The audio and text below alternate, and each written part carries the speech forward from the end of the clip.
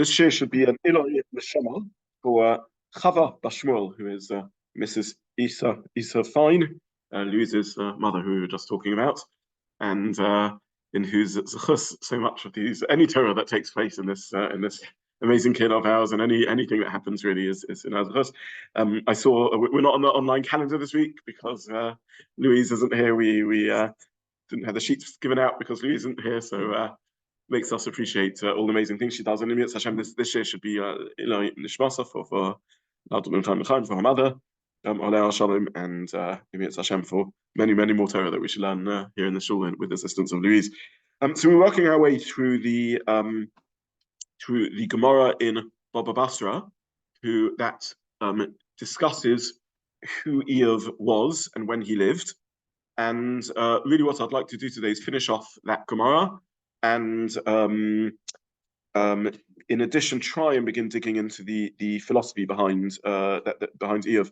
In this handout, actually, on page at the bottom of page 2, I printed a summary of the various sugyas, the various opinions. So I hope that's helpful. I didn't reprint this time what we saw last week, which is a Gemara in Sota that says that. That says that Iyov was an advisor of Paro, which then would date Iyov also to sometime around Moshe and Paro's lifetime. What did we see last week? We saw the first opinion in the Gemara that says that the Gemara in Bava Basra, who says that Moshe wrote the book of Iyov, which is very interesting in that case.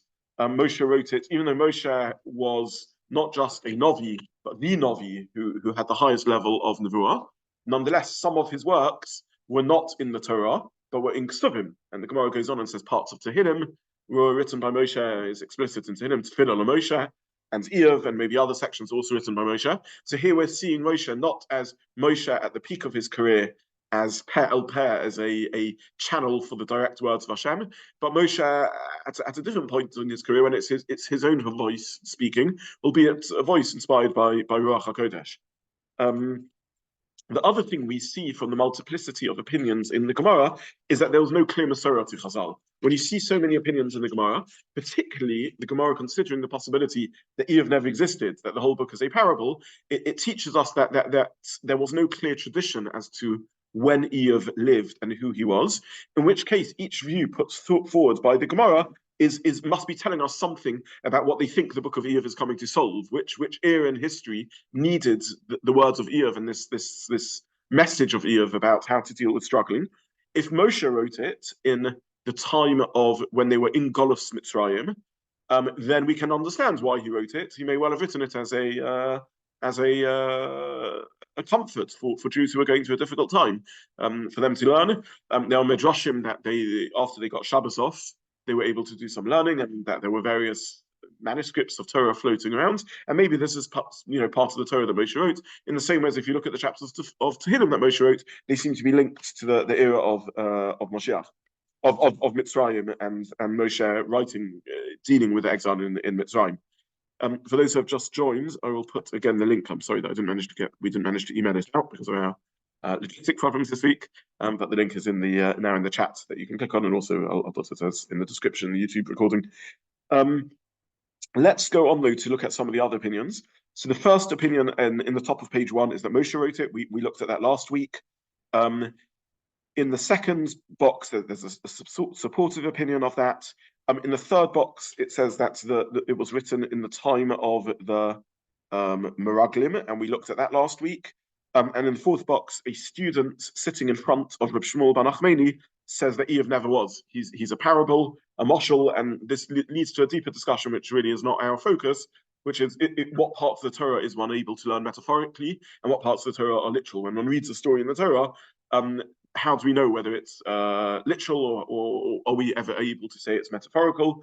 But this Gemara is one of the important sources around that question, but not our focus. Our focus today. We then saw. I think we didn't get any further than that, as far as I remember. We saw another opinion. So let's have a look at that inside. This is box number 1, 2, 3, 4, 5. The fifth box. Rabbi Yochanan and Rabbi Lazar. So both Rabbi Yochanan and Rabbi Lazar are of the opinion. Iyov was amongst those who ascended from the exile, at the start of the second temple period, or Beis Medrash Tiberia Hoya, and his Beis HaMedrash was in Tiberia. So again, it's unclear, did they have a Masorah like this, a tradition? But if it's talking about the beginning of the Second Temple era, then again, I think we understand why this book was necessary to be written at this time. It was a time of difficulty for the Jewish people. They had just returned from exile. It had become obvious to them that the second Beis HaMikdash was not going to restore everything that they had lost. It had become obvious to them that you would no longer would the majority of the Jewish people be in the lands of Israel, which has remained the situation until this day. It became apparent to them that they had lost Lashon HaKodesh as their mother tongue. So a lot of things that they took for granted, there was a great joy at rebuilding the second Beis HaMikdash, and then people looked and realized, but 1 minute, this isn't what the first Beis HaMikdash was. We're only a rump state with a very small territory. We don't have the larger territory of Eretz Israel that we were used to.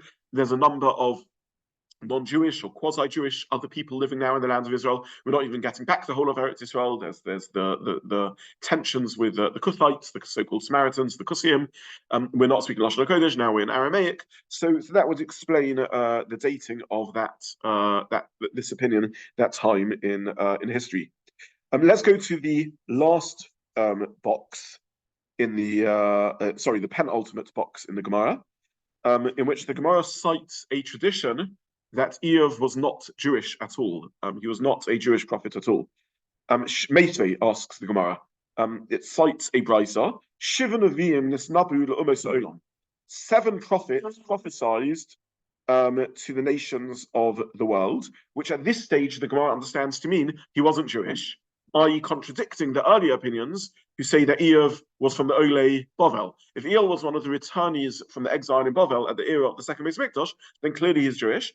And the Gemara cites a tradition that there were 7, what it understands to be non-Jewish prophets. And it now lists them. The Elohim, these are the 7 non-Jewish prophets. Bilam, the Oviv, and Bilam's father, Bilam ben Be'or. Be'or is also a prophet. The Iyov, relevant to our topic, Iyov, Eliphaz, Yemani, Bildad, etc. Other Venu ben Rachel, Abuzi, other figures. Answers the Gemara, Omalei Latamich, Eluhu ben Barachel, Lav Misrael Hava. Is Elihu ben Rachel not from the Jewish people? He's a figure, a friend of Iyov who appears in Iyov. The Hagsiv, the Pasuk writes, Mishpachat Ram. He came from the family of Ram, which the Gemara understands to mean from Abraham's family.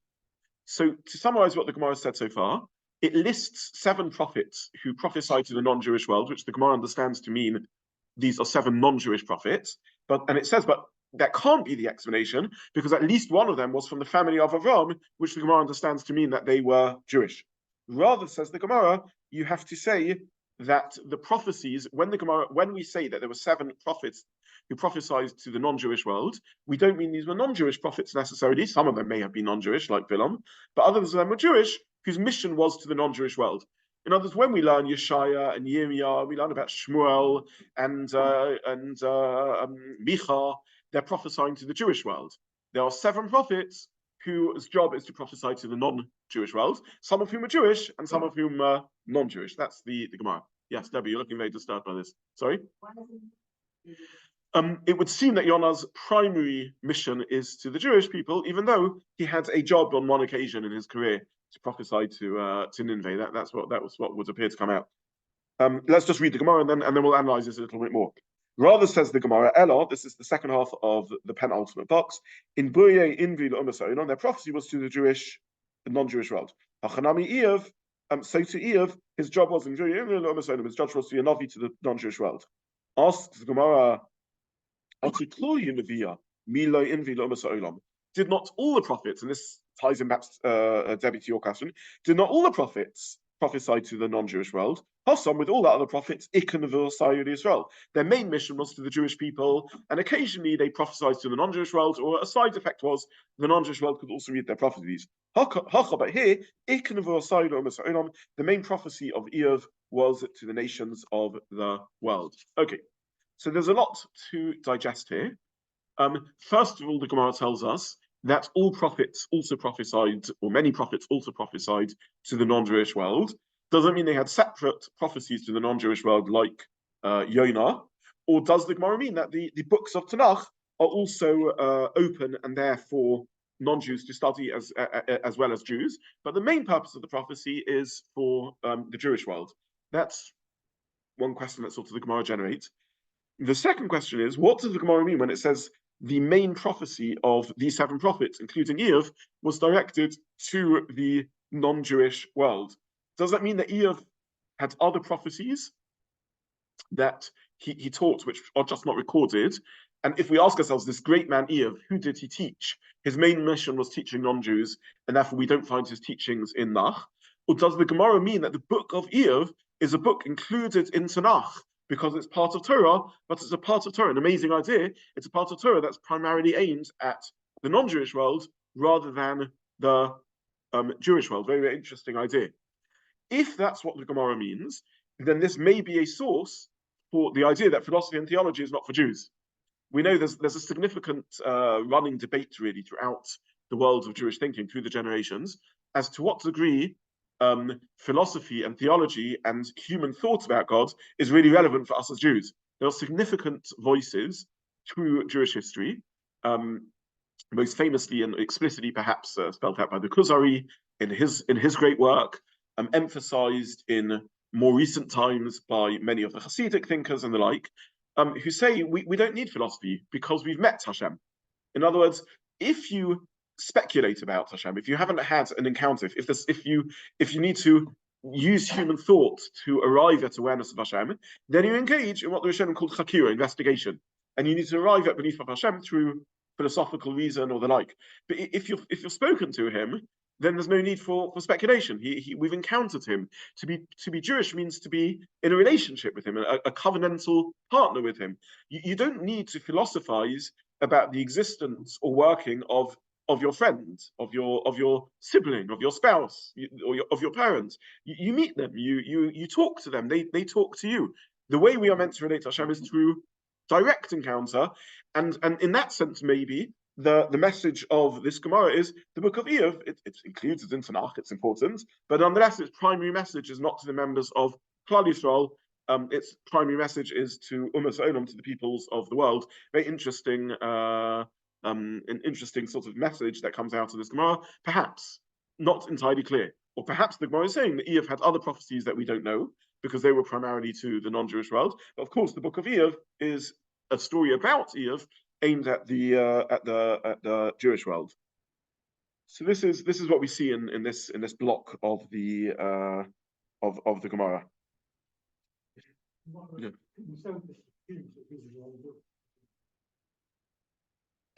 The Gemara that says that he was an advisor of Paro would seem to assume he's non-Jewish. The Gemara that says that we'll see later an opinion that he lived in the life of Yaakov also would assume that he was non-Jewish, because we know who all the Jews were at the time. It was Yaakov and his family. In fact, we're about to learn a Gemara in which the Gemara says that there is no clear resolution to this. There's no getting away from the fact that there are simply different opinions out there. So when the Gemara brings multiple opinion, it tries to see if they're reconcilable. The conclusion of the Gemara is going to be these opinions are non-reconcilable, and we do not have a clear tradition. It remains a machlokus whether Iyov was not Jewish or non-Jewish. But if he was Jewish, we will have to admit that his primary message was to the Ummah Olam, was to the non-Jews of the world. And for some reason or other, Hashem sent a Novi whose mission was not to speak to the Jewish people, but primary mission was to speak to the non-Jews. That's what this chunk of Gemara says. That's what would come out. Yeah. If he was non-Jewish, he'd be the only book that named after non-Jews. Only book of Nach, yes. Yeah, we have Parshias named after non-Jews. So yes, yeah. We have Yesod, we have Nach, right? We have yeah. Okay. Do we have yeah, that's correct. Okay. Let's go on and just try and look at the next paragraph. The next paragraph again raises very, very important theological points. So this is the bottom block on page 1 in the handouts. Meisvei asked the Gemara question. Chosid hoya be'omos ha'olam v'Iyov shemai. There was a pious individual amongst the nations of the world, and his name was Iyov.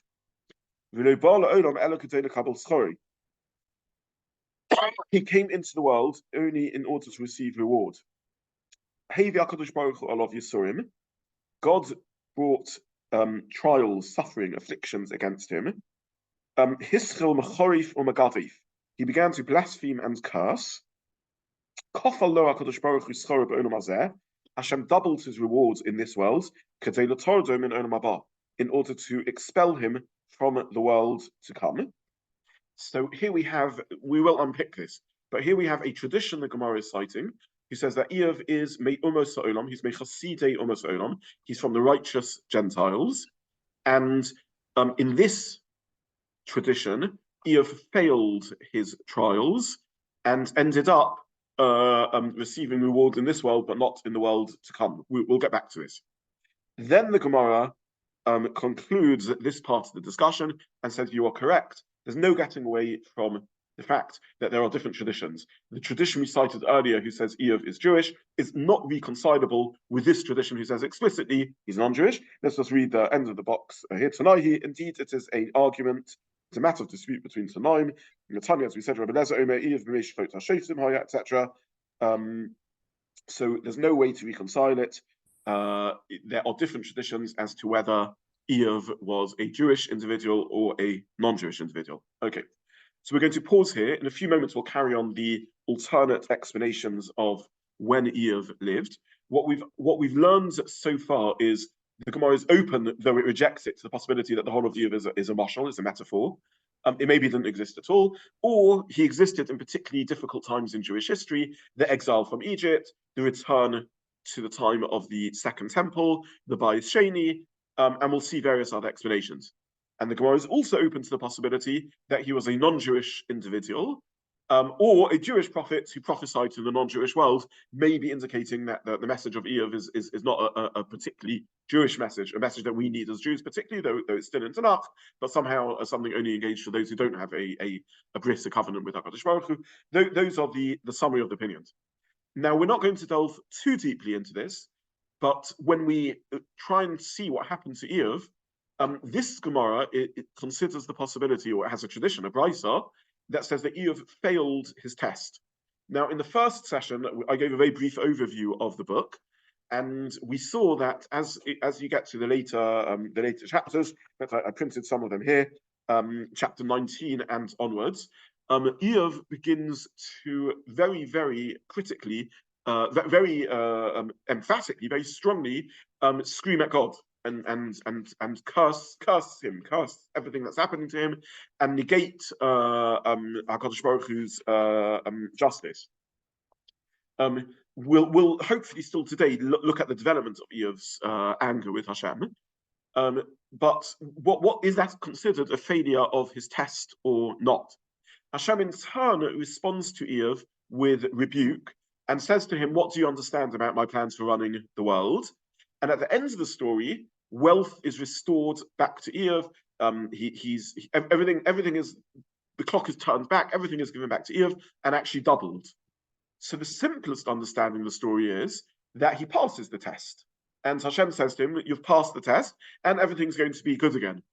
In one understanding of the story, this Gemara's understanding of the story, Iyov fails the test tragically, and his response in chapter 19 is inexcusable.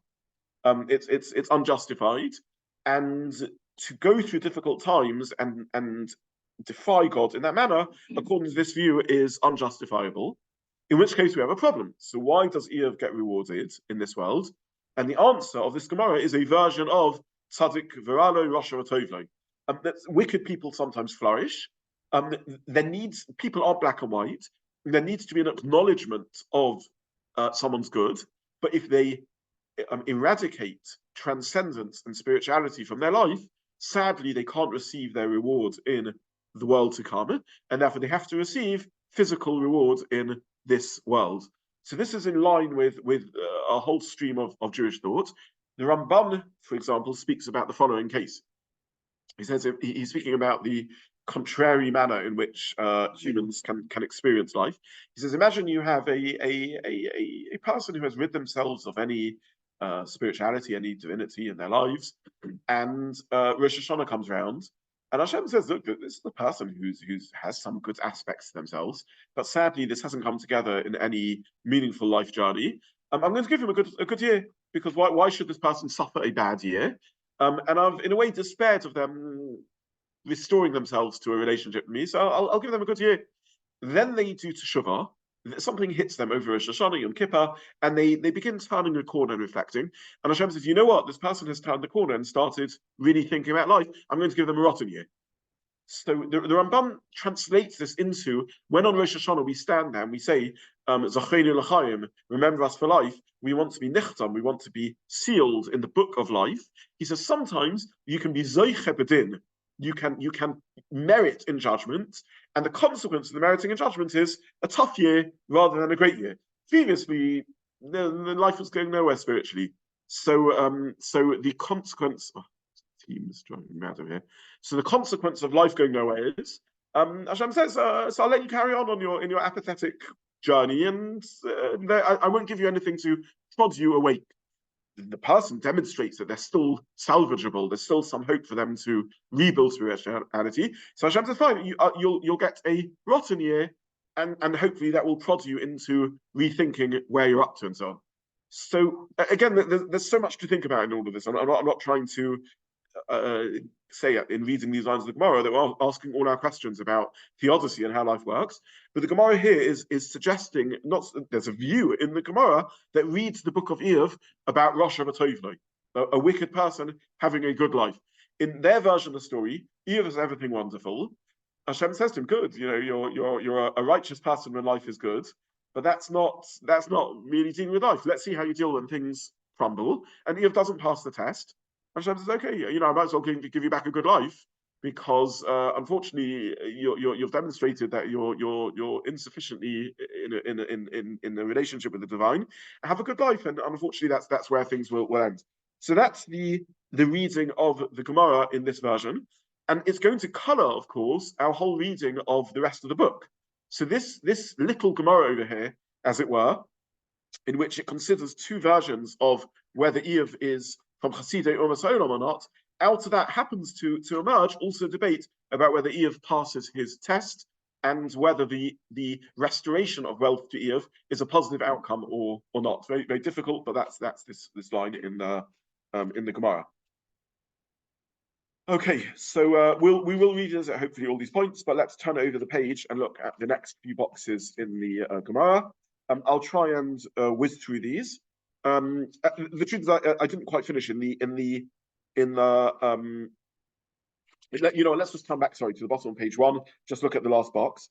There is a Gemara, very, very interesting, another opinion in Gemara, in which it suggests that Iyov is in the era of the Shoftim. So just a reminder about a bit of Jewish history.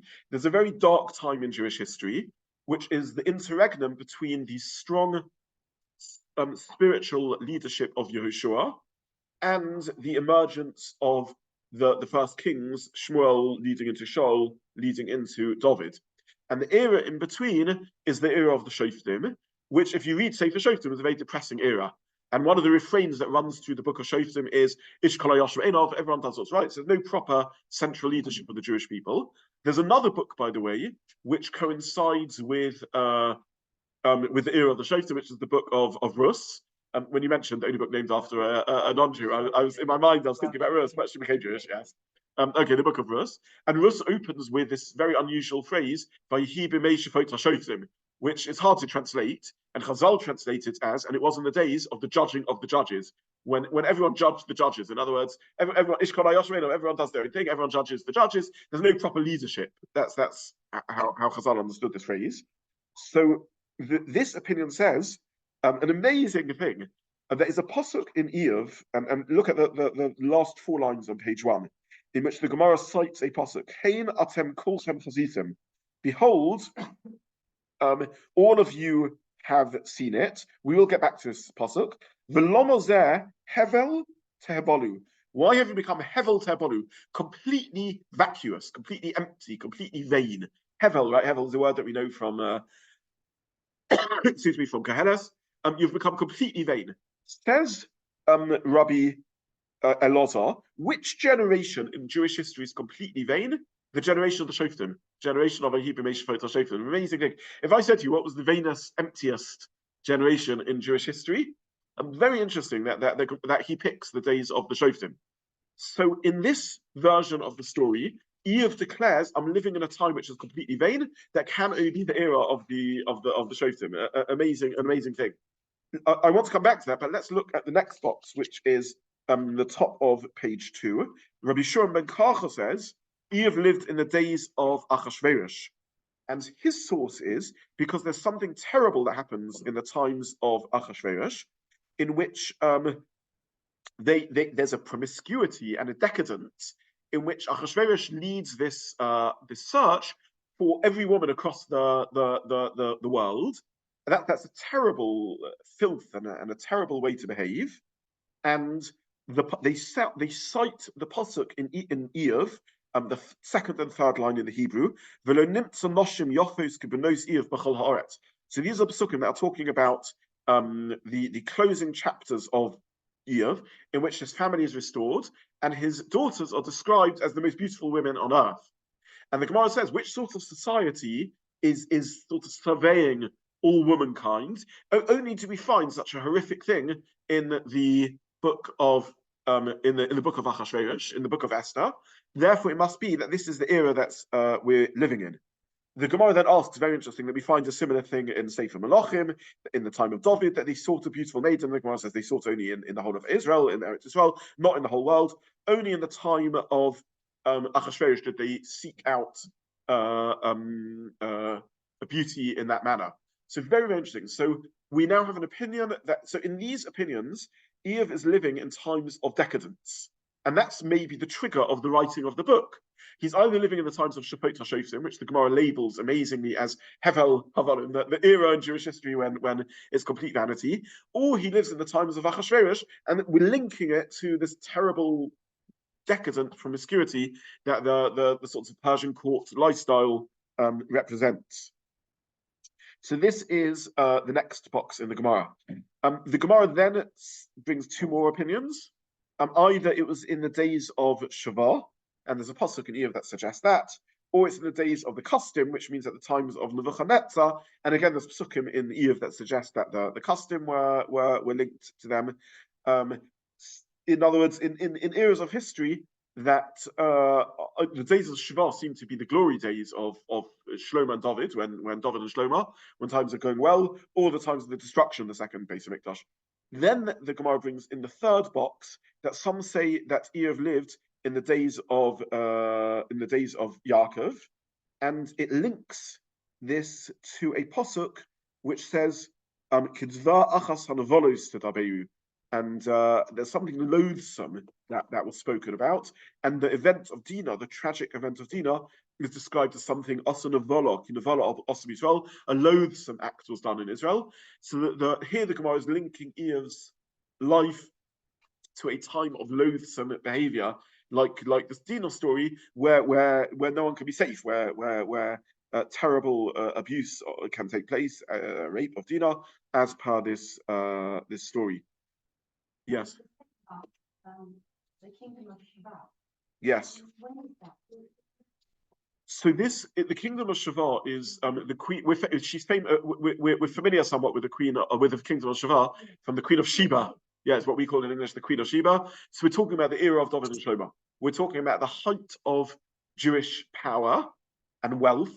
Thank you. I should have elaborated on this. When Shlomo and David are building a mini empire of sorts, and their trading missions and diplomatic relations stretch all the way down the coast of Africa, all the way to Sheba, all the way to Shava. We don't know exactly where it is, but somewhere down the coast of Africa. In which case, we're talking about a golden age of wealth and prosperity. The Gemara elsewhere says that one has to only accept Gerim, converts, when we are sure that they are legitimate and sincerely converting. And the Gemara says that a convert converted at the time of David and Shlomo are by definition somewhat suspect, because it's such a golden age of Jewish history that you can't know whether people are being drawn genuinely to the spiritual flourishing of the Jewish people or the military and diplomatic and material prosperity of the Jewish people. So in this version, the trigger for the writing the book of Iyov is the extraordinary flourishing of the Jewish people. And the book of Iyov is being taught to the Jewish people to say, times are good, but you have to ask yourself, do I really deserve this? And is there a Satan out there lurking? We have to understand what the role of a Satan is, but there is an accusation. The story of Iyov does open with some accusation against Iyov in some shape or form, and the words of that accusation are, it's all very well being frum and pious when everything is going well, but what happens when things turn and they're not so easy? How do you cope with it? So in this version, that's why the book of Iyov is being written. It's being written in a golden age of prosperity. Okay.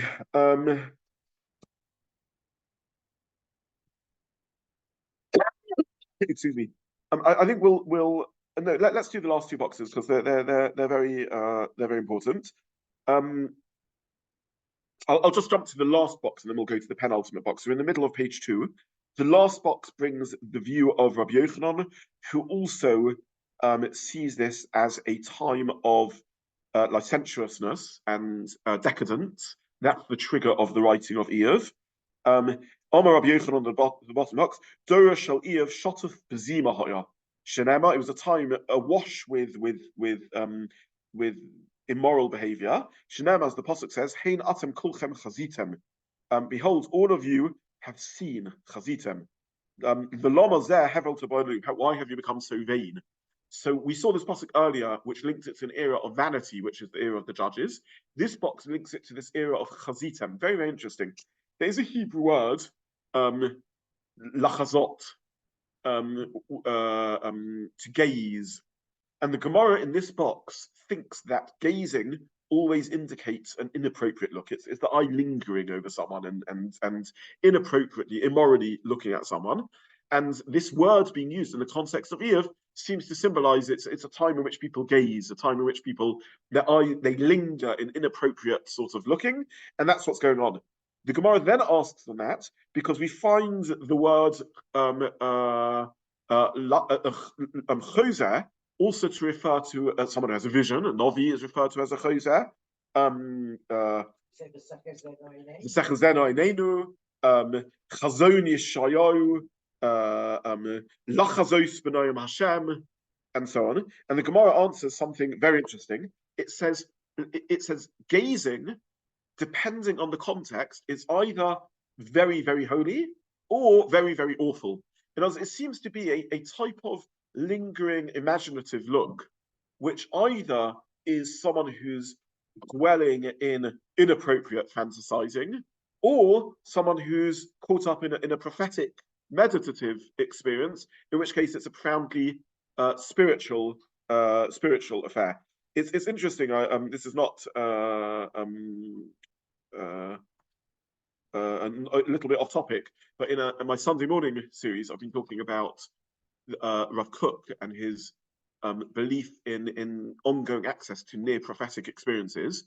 And I mentioned, though I didn't dwell on this, that really from the Mukabonim of Tzfat, from the era of the Arizal and onwards, there was a sense of this idea that prophecy has entirely ceased. It is not as unanimous as we think, and there were prophetic exercises engaged in by the Mukabonim of Tzfat.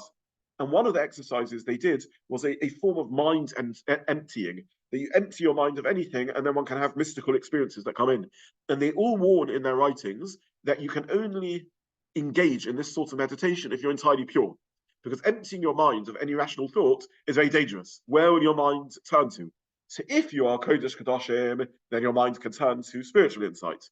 If your mind has been sullied with inappropriate content, then by definition, in emptying the mind of any other content, other things will fill the mind. So you have to know what's your default setting. What happens when you remove rationality from your thoughts? Where does it go? And this is something around this is sort of the context of the Gemara, where it's warning, where it's saying the words lachazos or chazon can either mean terrible emptiness of gazing or meditative emptiness of gazing. The reason I went to this box next is simply because this ties into the theme of the other suggestion of the Gemara that Iyov is living in a licentious time, a time of emptiness and immorality. The reason I'm sort of taking us through this is not just because this is an important Gemara when we're learning Iyov, but because these are different versions of what's the problem that triggers the opening of the book of Iyov. Is it just that wealth alone is a problem, and someone for whom life is going well, as per Iyov, he's got a wonderful family, he's got wealth, he's got health, everything is good, and that itself is an opening for trials? Or no, wealth and everything going well in and of itself isn't a problem, unless you live in a time or this is immersed in an environment of hevel, of complete emptiness, or licentious, this chazon, this gazing, or a time in which you can say about someone they're the most beautiful woman in the whole world, and that's considered an appropriate way to talk about them. Or it's talking about a novel, a time like at the era of Yaakov where terrible things are happening. So is the trigger of the book of Iyov wealth abused, or is the trigger of the book of Iyov wealth, just pure wealth itself is a problem? And that's the debate between these different opinions in the Gemara. Yeah. Does it matter when Iyov lived? Isn't the purpose therefore of good Iyov more universal, and therefore it has an application to any particular time, generation, feature of society? There are aspects of the book. The book in itself is an eternal, universal book because it appears in Nach. Our problem is we struggle to understand Iyov, and unfortunately, this series of Shura is not going to come out with any clear answers. It's simply an attempt to think more deeply about these things. And the question that this Gemara raises for us is the message of Iyov that when times are going well, one needs to be sure that one is strengthening oneself in Yiras Shamayim, because otherwise, by definition, there's a question mark around any spirituality when one's flourishing. Or is the message no, that in and of itself, that's not a problem? There's only a problem if one's wealth and power causes one to drift to loathsome behavior, navala, or to heaven avonim, or to lachazos, and so on. We're going to have to, at some point, the book of Iyov calls on us to grapple with lots of difficult things, including suffering and Iyov's response and everything else. But we also have to grapple with the opening psukim of Iyov, which is why I'm going through all of this, because the story opens with a very problematic sequence of psukim, which basically says everything's going well, and the Satan turns to Hashem and says, Hashem turns to the Satan and says, look at Avdi Iyov, and the Satan responds, easy for him, he's got everything going well. Let's see how he stands up when things take a tough turn. So we're going to have to grapple with what is the message of those opening psukim. Is it telling us something inevitable? Should one be afraid when times are going well? Is it built into the nature of human existence that life takes turns and twists and turns? On some way, we know this. I think we know that no one gets through life completely easily. That no one gets through life without any challenges. But what is the? I'm really showing this in a way. I'm arguing that the Gemara here, in its 10 explanations, isn't just a debate of 10 times that Iyov lived, but each one is building a different picture of what era in history and therefore what circumstances triggers the book of Iyov. That's, you're not looking satisfied with that. Or perhaps maybe what triggers decline in people, in rational people. That's kind of what I'm picking up here, because as Dayan's talking, I'm thinking 2024 and our visions and perfection and dissemination of ideas. You read this and all that stuff. Still being repeated. Iyov descends into a loss of values and almost a craziness of sorts. He's driven near crazy by everything that happens to him. That we see when things go tough. Is there something he did wrong when things were going well, or not? That we don't really know. The other Gemara we saw, the Gemara in Sota, accuses Iyov of moral cowardliness because he didn't defend the Jewish people when he's one of the 3 wise men that Paro consults that we saw last week. So does there need to be some trigger of imperfection in ourselves for bad times to come washing over us? Or no, maybe not. Maybe we can be perfect, and nonetheless, bad times can come.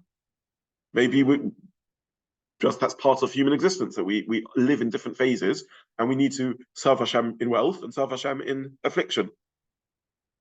That's the beauty of the universal nature of the book.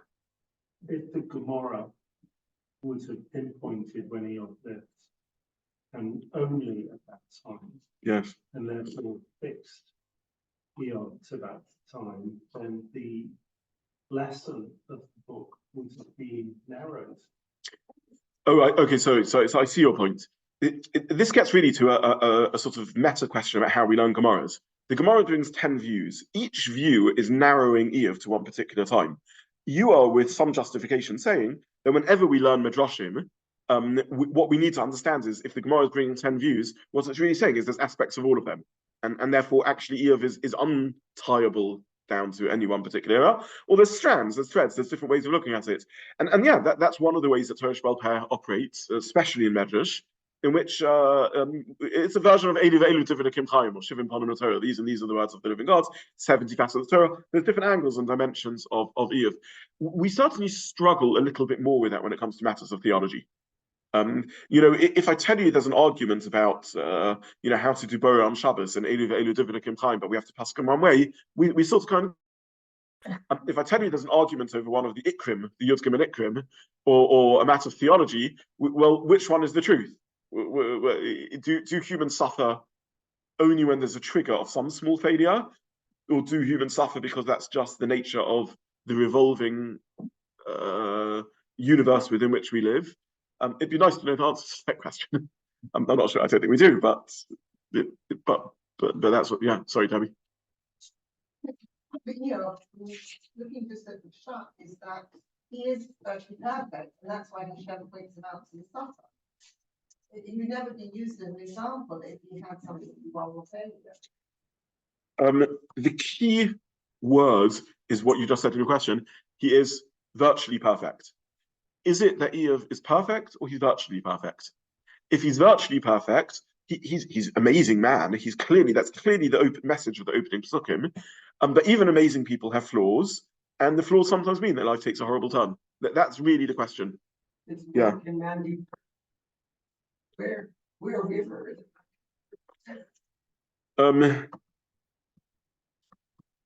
Indeed, and that may be the point. Is that the message of Iyov? Is the message of Iyov, when bad times happen, is because you failed, and you should know that even a great man isn't perfect, and therefore, in one way of answering Tzadik Ralo, how do righteous people suffer, is because they're not completely righteous. Even righteous people make sin, and therefore they can suffer. And that may be what the opening trigger of the Sefer of Iyov is. Otherwise, there's never been a righteous person. Moshe Rabbeinu isn't righteous, doesn't make mistakes. We don't say that. Say there's nobody who's righteous. So even with his laws that we may not understand, we'll see later when the friends responds to Iyov. One of their responses is, "You're not so perfect, Mr. Iyov. You've messed up, and live with it." They're going to accuse Iyov of hypocrisy. We'll see very, very powerful words for any of us. So is that the response to suffering?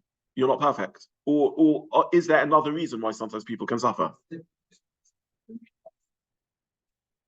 No one says you have to suffer all the time, but look. The reality is we all do go through some suffering in life. No one has a completely easy life.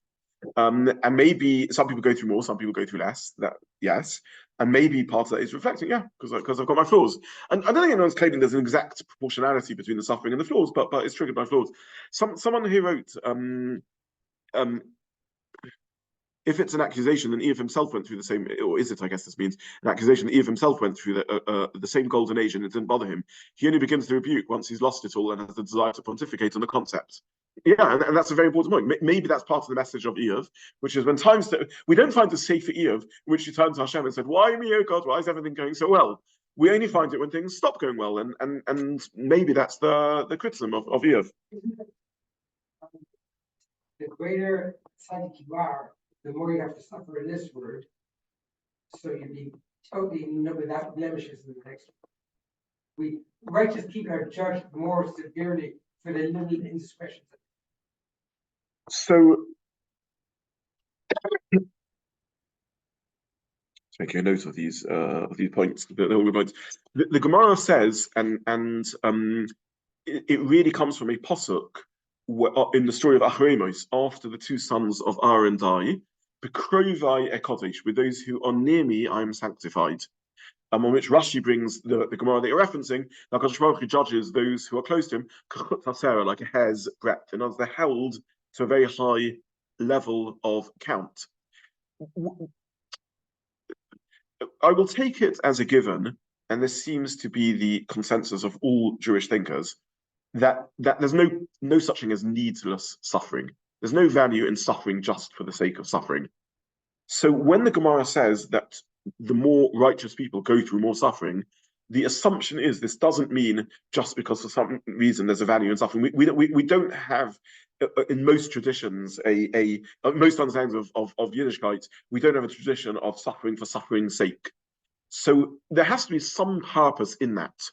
And what the Gemara is saying is that for a righteous, sensitive person, they could use that suffering well, and therefore they are held to higher standards because they will grow from that experience. Whereas for someone who's of a lower standard, there's no point in them receiving the suffering, or there's no point in them being held to such a high standard. So certainly, no one is arguing with it. Again, we will look hopefully again probably next week now, not this week, but we will look at the opening psukim of Iyov. And the opening psukim of Iyov describe him as Ishtam, a perfect person. So that's pretty good hechsher from Hashem. The question is, does that mean he's literally Ishtam, or does that mean he's virtually? Ishtam means he's very good. Doesn't mean he's perfect. In which case, then the story of Iyov is the story of Bekrov HaKodesh. Yeah. Okay, so that's the sort of different opinions in the Gemara. I just want us to conclude with the penultimate box, which we've skipped out. So this is the middle of page 2.